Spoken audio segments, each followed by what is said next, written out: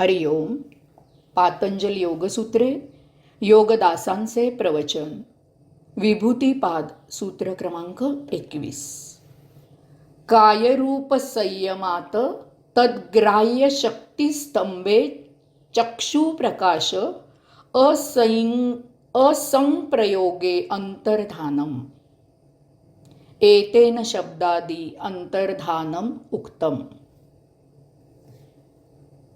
शरीराच्या रूपावर संयम केला तर ते शरीर इतरांच्या डोळ्यांना ज्या प्रकाशामुळे दिसते त्या प्रकाशाचे स्तंभन होते. म्हणजे तो दृश्य होण्यास मदत करणारा प्रकाश निस्तेज होतो. यामुळे योग्याचे शरीर रूप इतरांना दृश्य होत नाही. अशाच प्रकारे योगी इतर 4 ज्ञानेंद्रियाचे स्तंभन करतो. कारण दिसला नाही तरी त्याच्या हालचालींचा आवाज, त्वचेचा वास, श्वसनाचा ध्वनी इत्यादी इतरांना कळण्याचा संभव असतो. अशा प्रकारे योगी अंतर्धान पावतो.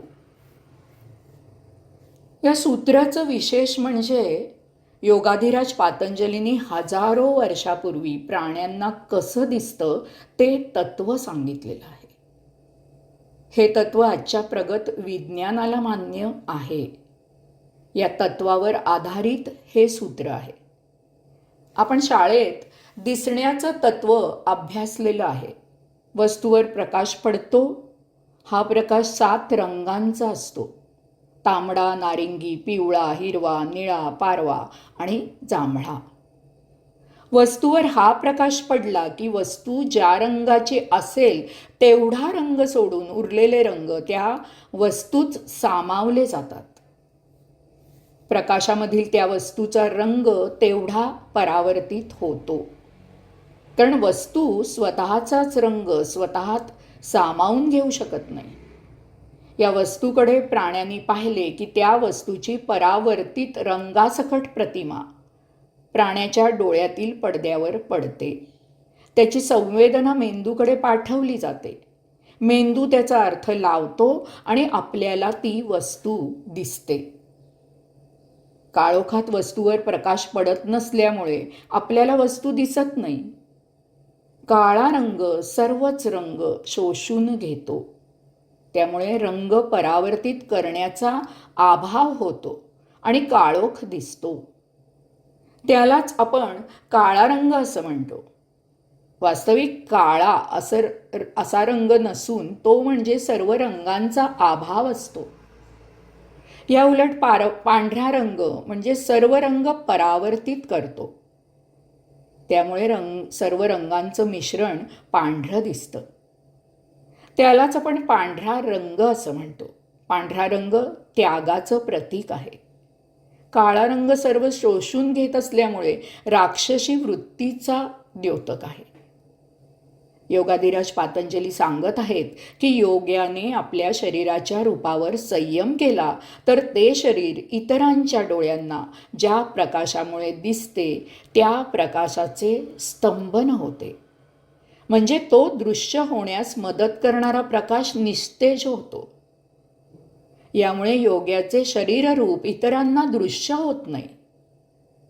योगी तेथेच जाग्यावर असतो पण तो इतरांना दिसत नाही.